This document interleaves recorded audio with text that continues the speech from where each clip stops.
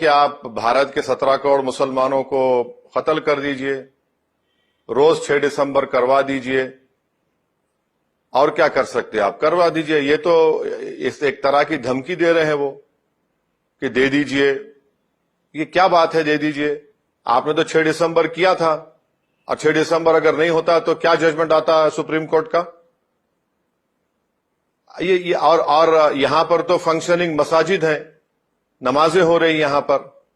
جب بابری مسجد کا مقدمہ چل رہا تھا تو اس وقت بھی یہ کہا گیا بڑے بڑے لوگ کہ اب چھوڑ دو، خاموش ہو جاؤ، ایک دے دو۔ میں اس وقت بھی کہا تھا سوال 1 2 3 کا نہیں ہے، سوال یہ ہے کہ رول آف لا کا سوال ہے۔ سوال یہ ہے کہ یہ دیش بلیف کے اوپر چلے گا یا پھر جو قانون ہے اس کے مطابق دیش چلے گا۔ اب یہ مہاراج یہ کہہ رہے ہیں کہ آپ یہ دے دو ہم کریں، بھائی آپ ہم کو ڈرا رہے ہیں کیا؟ دھمکی دے رہے ہیں؟ ہم کیا یہاں پر دوسرے درجے کے شہری ہیں اس دیش میں کہ آپ جو بولیں گے ہم بولیں گے بالکل آپ کا حکم ہوا ہم سر خم کر دیں گے؟ یہ کیا بات ہے؟ یہ دیش میں سب لوگوں کا ایک بلیف سسٹم ہے، ہر کوئی مندر کو جاتا ہے، مسجد کو جاتا ہے، گردوارے کو جاتا ہے، چرچ کو جاتا ہے، کوئی بلیف بھی نہیں کرتا کسی خدا میں، اس کو بھی اس دیش مانتا ہے۔ میرا جھگڑا صرف یہی ہے کہ ایک ہی سمودائے کو یا ایک ہی بلیف سسٹم کو آپ کہیں گے یہ سب پر لاگو کر دیا جائے گا، وہ کیسے ہوگا بھائی؟ جب بھارت کا کوئی مذہب نہیں ہے، جب بھارت کا کوئی ریلیجن نہیں ہے، تو کیوں بی جے پی یہ سب کام کر رہی ہے؟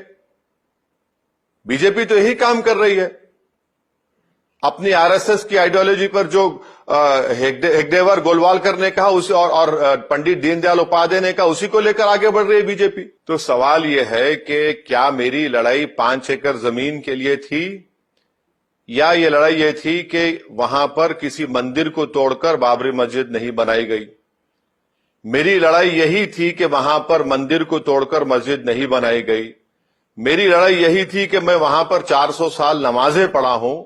جو جی بی پنت کے زمانے میں نائر ایک کلیکٹر ہوتے تھے جو بعد میں جن سنگھ کے ایم پی بن گئے، جن کی فوٹو رکھ کر بابری مسجد میں پوجا کی جاتی تھی، آپ نے مجھے وہ تو یہ سب دیکھا ہی نہیں آپ نے۔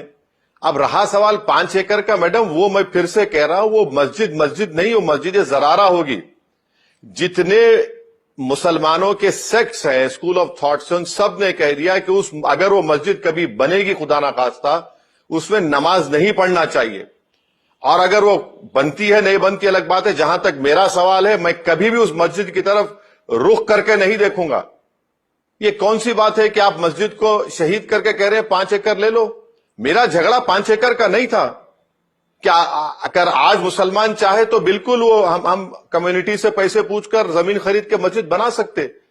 ہمارا جھگڑا یہ تھا کہ ہماری مسجد تھی جس کو اللیگلی آکوپائی کیا گیا، مجھے مسجد سے محروم کر دیا گیا، اور بعد میں سپریم کورٹ کو جھوٹ بول کر مسجد کو ڈیمولیشن کر دیا گیا۔ اگر 6 دسمبر نہیں ہوتا تو سپریم کورٹ اور کیا فیصلہ کرتا بتائیے؟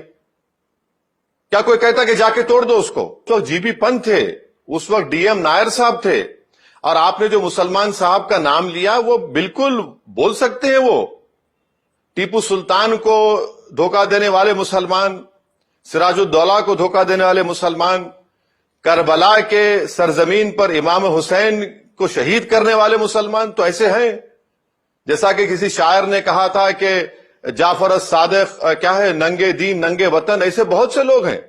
اس کا یہ مطلب نہیں ہے کہ مسلمان ہے تو یہ کوئی بہت ہیں، آج کے زمانے میں بھی ہیں جو کبھی کبھی آپ کے ٹی وی چینل پر بھی آ جاتے۔ کس نے کہا تھا کہ 200 سال پرانی درگاہ کو مہاراشٹرا میں اس کو ہم چھین لیں گے؟ میں نے کہا تھا۔ مکھیہ منتری ہے، سٹنگ چیف منسٹر ہے مہاراشٹرا کے، کس نے کہا تھا کہ 6 دسمبر میرے زندگی کا بڑا قیمتی دن تھا؟ ڈپٹی چیف منسٹر ہیں، انہوں نے کہا تھا۔ میں ڈرا رہا ہوں؟ کون کہہ رہا ہے کہ آپ یہ تمام چیزیں چھوڑ دو اگر امن سے رہنا چاہتے ہیں تو؟ میں نہیں کہہ رہا ہوں، جو کہہ رہے ہیں ان پر تو ان کو تو پوچھنے والا نہیں ہے، کیونکہ ان کے پیچھے نریندر مودی کھڑے ہوئے ہیں۔